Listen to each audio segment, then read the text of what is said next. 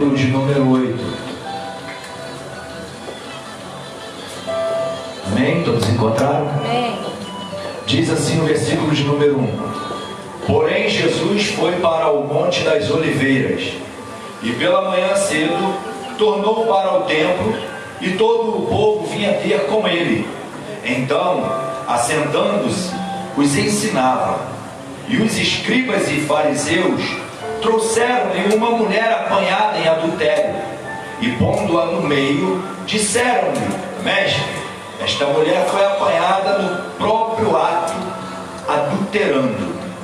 E na lei nos mandou Moisés que as tais sejam apedrejadas. Tu, pois, que dizes? Isto diziam eles, tentando-o, para que tivessem de que o acusar. Mas Jesus, inclinando-se, escrevia com o dedo na terra. E como perseverassem perguntando-lhe, endireitou-se Jesus e disse-lhe: Aquele que dentre vós está sem pecado, seja o primeiro que atire a pedra contra ela. E tornando a inclinar-se, escrevia na terra.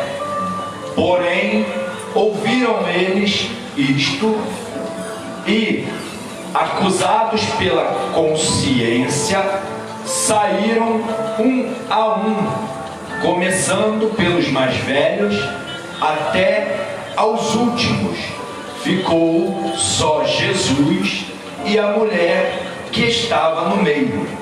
E endireitando-se Jesus, e não vendo ninguém mais do que a mulher, disse-lhe: Mulher, onde estão aqueles teus acusadores? Ninguém te condenou? E ela disse: Ninguém, Senhor. E disse-lhe Jesus: Nem eu também te condeno. Vai e não peques mais. Podeis tomar os assentos glorificando ao nome do Senhor Jesus. Queridos, essa mensagem é uma mensagem que está relatada no Evangelho de João, aonde nós vemos diante desta cena um pecado, e Deus, Ele acolhe um pecador nesta cena. Vai dizer que aquela mulher, ela foi pega no ato de adultério, e agora o próprio Senhor Jesus, Ele vai acolher aquela mulher. Vai dizer que o Senhor Jesus, Ele vem descendo do monte, já estava lotado da presença de Deus em sua vida, porque Ele subia para revestimento, Ele subia para ser revestido de poder, porque Ele sabia onde tinha que buscar esse poder.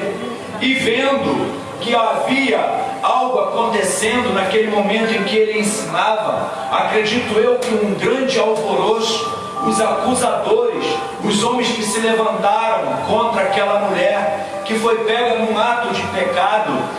Eu fico imaginando aquela mulher sendo agarrada pelo braço e sendo lançada na terra, caindo, se machucando, chorando. Certamente ela já estava com a certeza no seu coração: vou morrer apedrejada, vou ser atingida por pedras até me matarem. Eu não sei onde vai pegar a primeira pedra, eu não sei como eu vou reagir. Então a dor daquela mulher deveria ser muita. Eu não sei qual é a pedra que estão atingindo na tua vida, que estão lançando sobre a tua vida, sobre o teu ministério. Talvez por causa de uma falha, talvez por causa de um erro, talvez por causa de uma atitude que você poderia ter evitado, mas não evitou. Então aconteceu o inevitável. Os acusadores se levantam, começam a te apontar, começam a te acusar, e diz que você não é mais digno de estar no meio deles. Ou seja, essa mulher, ela foi condenada à morte, a pedradas. E hoje em dia as condenações são com olhares. Eu não vou sentar perto daquele irmão ou perto daquela irmã porque ela errou, porque ela pecou, porque ele fez o que não devia fazer, ele fez coisas que desagradou a Deus. Ele estava outrora glorificando a Deus e caiu de repente. Então os olhares vêm diante de nós como pedradas, como flechadas, que vêm matar a nossa vida, que vêm matar o nosso ministério. Mas Jesus, sendo sabedor de que aqueles homens, os escribas, os fariseus, também eram homens de pecado, o Senhor Jesus, Ele vai relatar uma palavra a qual eles vão analisar na consciência. O interessante, o que me chama a atenção, é que Jesus, Ele chega tranquilo, Ele chega calmo. Eu não sei como está o alvoroço de pedras vindo ao seu encontro, eu não sei quais são os tipos de acusações, mas saiba de uma coisa: o Senhor Jesus, Ele está se aproximando de você, e Ele não está com pressa, Ele não está alvoroçado, porque Ele até entende o seu medo, Ele até entende a sua situação, mas Ele é o dono de todas as coisas, Ele é sabedor de todas as coisas, e Ele sabe como te tirar desta situação. Vai dizer que o Senhor Jesus, Ele estava assentado, e aqueles homens se aproximam de Jesus e falam: olha, Jesus, esta mulher foi pega num próprio ato de adultério. Aí eles vão citar a lei de Moisés. Olha que interessante, uma revelação que Deus me deu hoje no monte. Vai dizer que aquela mulher, eles vão acusar e vão dizer: olha, Jesus, ela foi pega em ato de adultério, e a lei de Moisés nos exorta, diga, exorta, a quem for pega no tal ato de adultério deve morrer apedrejada. Aí o Senhor Jesus pega carona naquilo que aqueles homens disseram. Aonde que Jesus pega carona aqui? Em Moisés. Jesus vai dizer que Ele se curva e começa com o seu dedo a escrever, e começa a escrever no chão. E aqueles homens, sendo entendedor da lei de Moisés, da lei de Deus, naquele exato momento, aqueles homens, eles começam a entender que a lei, ela foi escrita não por um papiro, não numa caneta, não num lápis, mas as leis nas tábuas foram escritas pelo dedo de Deus. Aleluia!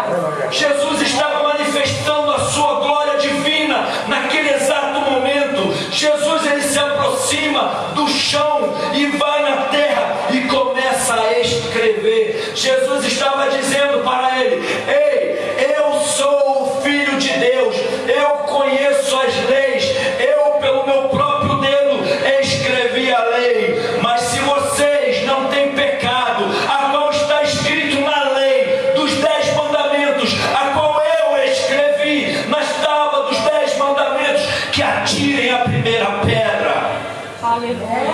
Que atirem a primeira pedra. Jesus, ele estava confrontando aqueles homens a entenderem que eles eram pecadores como aquela mulher.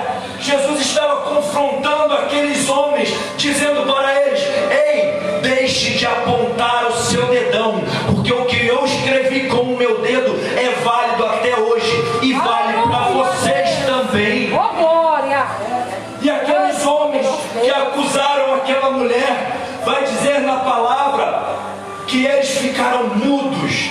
Eles não tiveram palavras para poder se levantar contra aquilo que Jesus havia falado, porque eles veem agora o Senhor Jesus, aquele que já havia feito muitos milagres, aquele que já havia ressuscitado Lázaro, e eles queriam arrumar uma ocasião para também acusar Jesus. Olha, bispo, eles procuravam uma situação para poder acusar o próprio Deus. Então Jesus, se inclinando para a terra, ele mostra: ei, eu conheço mais da lei do que vocês, eu tenho guardado as leis, e vocês, quem são vocês? Vocês são santos como eu sou, Jesus estava dizendo: ei, pare de acusar o teu próximo.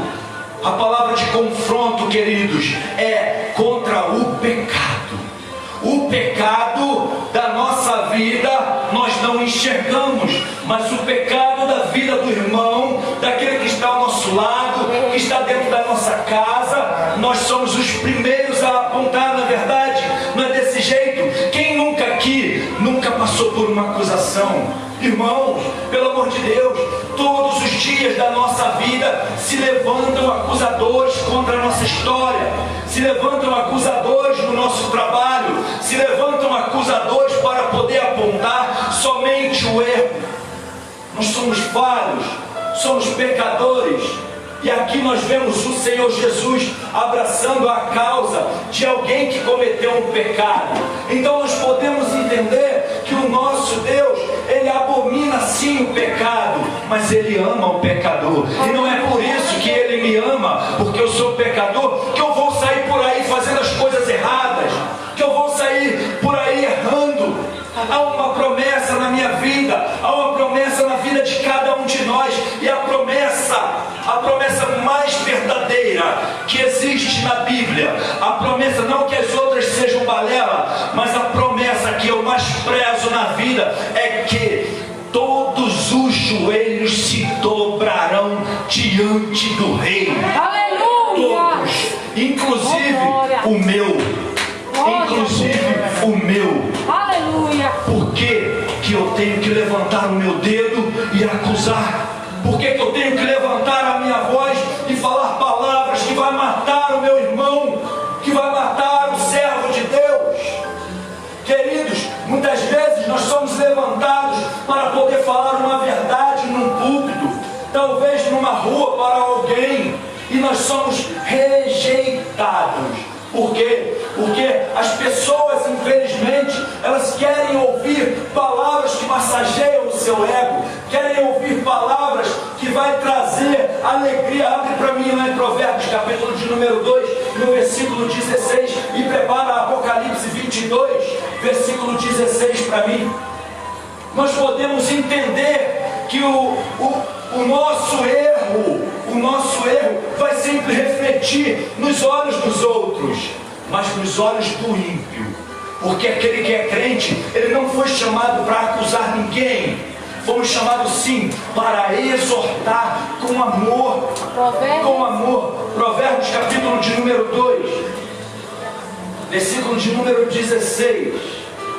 Nós somos a igreja de Cristo, nós somos a mulher. Como igreja, nós somos conhecidos como a mulher.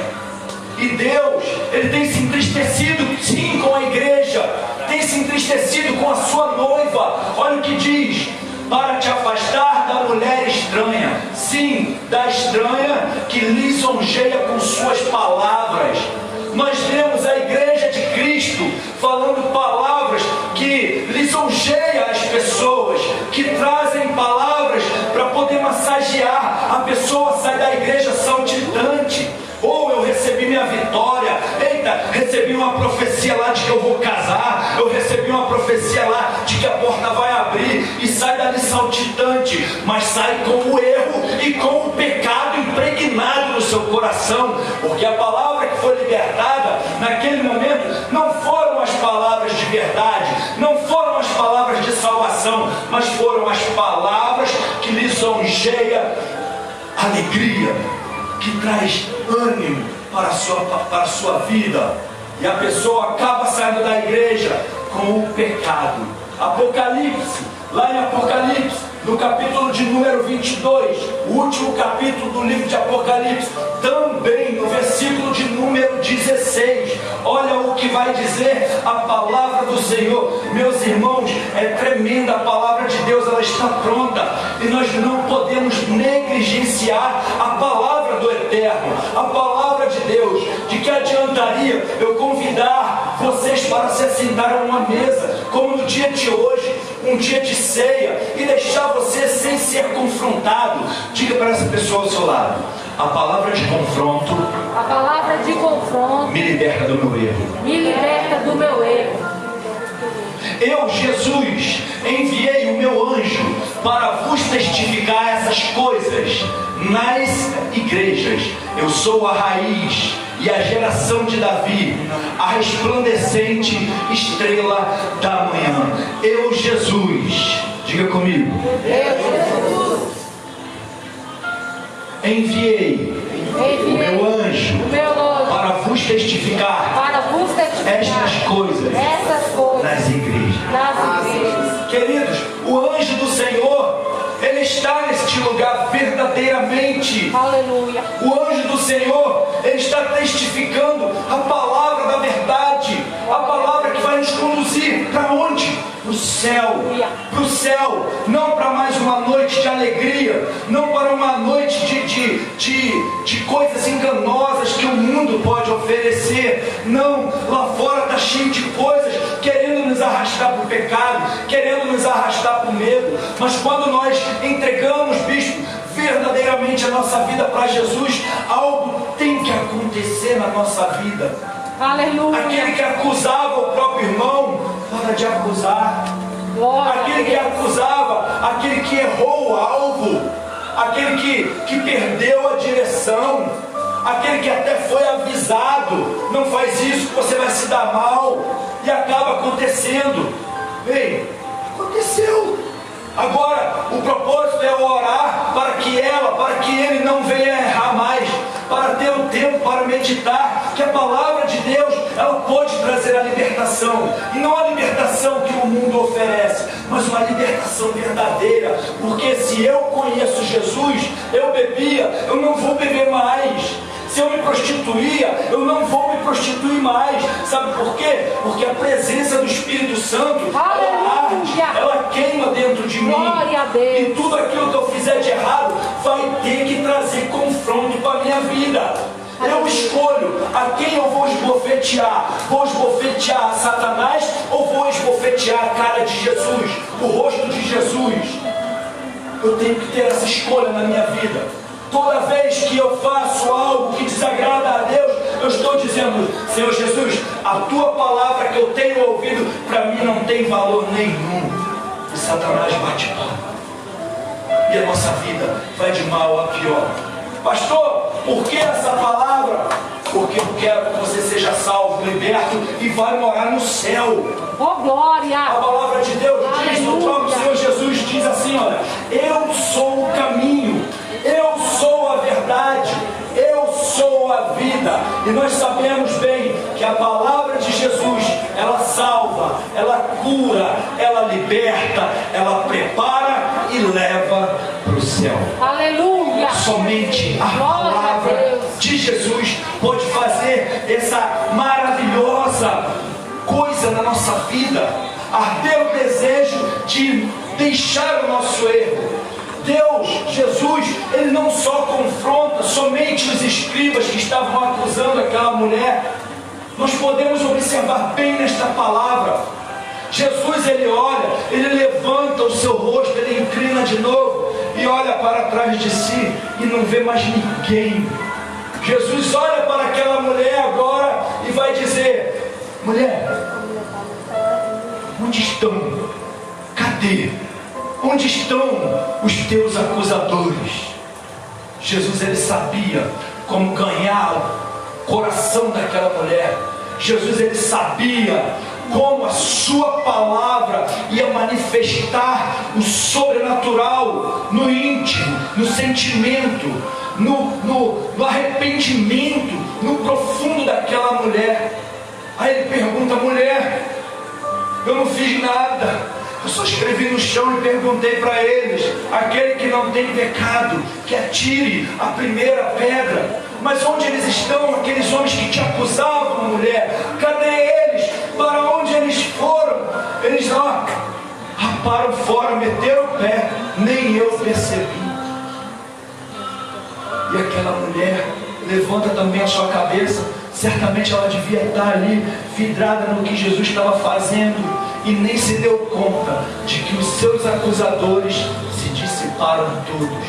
Assim é na nossa vida. quando nós damos ouvido à palavra de Deus, a palavra que cura, que liberta, os acusadores, eles deixam a nossa vida. Glória a Deus. E o que acontece? Eles levam consigo o nosso erro, o nosso pecado, levam para eles até que um dia eles também possam ser libertos. Sabe por quê, queridos? Muitas pessoas olham para o nosso erro, para o nosso passado e falam assim: olha lá, hoje está no altar, está pregando, hoje está lá sentado dentro da igreja, está lá ouvindo a palavra de Deus, até diz que é crente, mas no passado fazia isso, fazia aquilo outro, mas eles não sabem que a palavra de Deus causou uma transformação na sua vida, e é por isso que você está aqui, porque você passa a ter certeza da sua salvação em Cristo Jesus. Glória a Deus. As acusações do passado não pode parar um crente. Aleluia. Jesus, ele agora ouve aquela mulher dizendo: Senhor, não tem ninguém mais para me acusar. Aí Jesus confronta ela também. Então, levanta, vá e não peques mais. Aleluia. Jesus estava dizendo para ela: olha, nem eu te acuso, os seus pecados estão perdoados. Aleluia. Estão perdoados. Você sabe o que significa você ouvir do próprio Deus: os seus pecados estão perdoados? Aleluia. Uma certa data, o Senhor Jesus, ele chega para um homem, juntamente estavam os escribas e os fariseus, e diz: homem, os seus pecados estão perdoados. Aí eles dizem: quem é esse homem para perdoar pecado? Aí Jesus olha para ele, ouve a murmuração daqueles homens, aí fala para eles: o que é mais fácil? Dizer: os seus pecados estão perdoados, ou levanta e anda? Aleluia. Aí Jesus diz para o homem: levanta e anda. Oh, aleluia. Eu acho que você não está entendendo, porque se você estivesse entendendo, você ia dar glória a Deus, porque nada pode paralisar um cristão, nada pode paralisar aquele que Deus chamou, nada pode paralisar aquele que Deus tem propósito. E se você está aqui nesta noite, se você foi convidado ou convidada por alguém, é porque Deus, ele tem propósito na sua vida. Ei, você não está aqui por acaso. Você está aqui porque Deus tem um chamado na sua vida. E Deus, ele tem pressa. E ele olha para você nesta noite e diz: ei, conserta-te, porque eu quero te usar. Aleluia, Deus. Quem sabe o que aconteceu após esse episódio com a vida daquela mulher? Aquela mulher, ela se tornou líder do grupo de evangelismo de Jesus Cristo. Maria Madalena. Aquela mulher, ela teve o privilégio de chegar no jardim quando Jesus estava sepultado, já havia ressuscitado ao terceiro dia. Ela se aproxima do sepulcro e vê que o corpo de Jesus não estava naquele lugar. Olha o que Deus faz na vida daquela mulher que vivia no pecado. Olha como Deus tem um chamado na minha e na sua vida. Não importa o nosso passado, o que importa é que Deus é especialista em transformar fracasso em sucesso. Deus é especialista em olhar para aquele que está perdido e pegar ele e falar assim: olha, você estava perdido, mas você foi encontrado, e a partir de hoje você vai ser instrumento nas minhas mãos. Glória a Deus. Não se preocupe com as acusações. Aquela mulher, ela começa a chorar. E os anjos aparecem para ela e diz: por que choras, mulher? Ele não está mais aqui.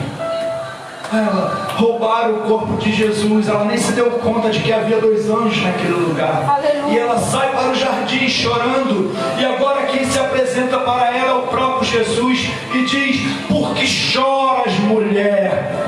Aí ela vai e pergunta para ele: aonde você colocou o corpo dele para que eu possa ir buscá-lo? Aí ele diz: mulher, sou eu. sou eu. Nada está perdido. Você esqueceu do que eu fiz na tua vida lá atrás. Você se esqueceu que eu mudei a sua história. Você se esqueceu que eu falei que eu ia voltar. Você se esqueceu que eu falei que eu tenho uma promessa, que eu iria preparar um lugar e iria voltar para levar, porque cada um tem uma morada. Você se esqueceu, mulher. Você se esqueceu, irmãos, que Deus tem uma promessa na sua vida. Não se esqueça que Deus tem coisas grandes para fazer na sua história. Coisas grandes. Um homem chamado Zaqueu, cobrador de impostos, hebreu, mas que servia aos romanos, vai dizer que aquele homem era deixado de lado pela sua própria nação, porque ele escolheu viver da maneira errada, usurpando, roubando o seu próprio povo e roubando também os romanos. Olha que interessante. Aquele homem, ele estava tão aflito no seu coração, ele devia sentir tanta falta da sua família, ele devia sentir tanta falta dos seus amigos que deixaram de ser seus amigos, ele vivia tão sozinho, tão enclausurado, que agora vai dizer que Jesus, ele vai passar por aquele lugar, e ele vendo aquele grande alvoroço, ele coloca no seu coração: agora é a minha chance. Se ele é mesmo filho de Deus, eu tenho que então só quero olhar para ele. Eu só quero olhar para ele. Vai dizer que aquele homem, ele vai correndo adiante. Por ser um homem de pequena estatura, ele sobe numa figueira brava, uma árvore espinhosa. Ele sobe naquela árvore, um homem rico, um homem de status. E quando ele sobe, Jesus se aproxima dele, se aproxima daquela árvore e para, e olha para aquela árvore e diz: Zaqueu, desça depressa, porque hoje me convém pousar, me convém entrar, me convém sentar à sua mesa, me convém pousar em sua casa. Glória a Deus. Rapidamente aquele homem desce, sem falar palavra alguma. Afinal de contas, Deus havia chamado Zaqueu pelo seu nome. Pela primeira vez que Zaqueu havia visto Jesus, Jesus não o conhecia pessoalmente, mas sabia quem era. Talvez você não tenha se deparado com a presença de Deus na tua vida, mas Ele te conhece e Ele sabe do que você necessita. E o que você necessita é o que Jesus fez na vida de Zaqueu. Glória a Deus. Após entrar na casa de Zaqueu, Jesus Cristo olha para ele e diz: hoje a salvação veio a esta. Aleluia, Deus. Oh, glória. E assim, na minha e na sua vida, Aleluia. Jesus, Ele não olha para as circunstâncias que nós estamos passando, mas Ele está pronto para poder se inclinar, para poder lembrar dos seus acusadores, daqueles que têm se levantado contra a tua vida, contra o teu ministério, que Ele é contigo, ainda que as pessoas olhem para você e te desprezem. Jesus, Ele jamais abandona um filho teu, jamais irá te desprezar. Glória a Deus. Tem pessoas que estão subindo no altar, levando uma palavra que não condiz com a palavra de Deus. Peraí, não estou aqui para poder acusar, mas estou aqui para dizer que a palavra de Deus, ela está pronta. Ela é a palavra da verdade. Glória a Deus. Ela está pronta. Nós só temos que passar, trazer uma ênfase, trazer algo como pastores, como pregadores, algo que venha abrir a visão espiritual da igreja. Aleluia. Porque o plano de Satanás é cegar a nossa visão, é cegar o nosso entendimento da palavra de Deus. Aleluia. Muitas pessoas, eu antigamente, quando eu comecei a ir para a igreja, aí era uma igreja muito grande, e o pastor pregava lá do altar, eu não conseguia entender nenhuma frase do que ele falava. Sabe como é que é o nome disso? Roubador da palavra. Quem já ouviu falar nesse nome? O roubador da palavra. Então fique com essa palavra.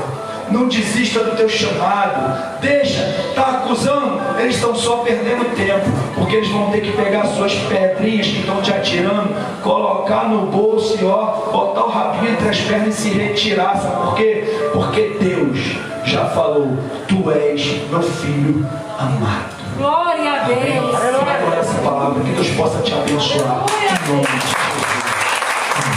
Está passando o pastor amado. Aleluia, Deus.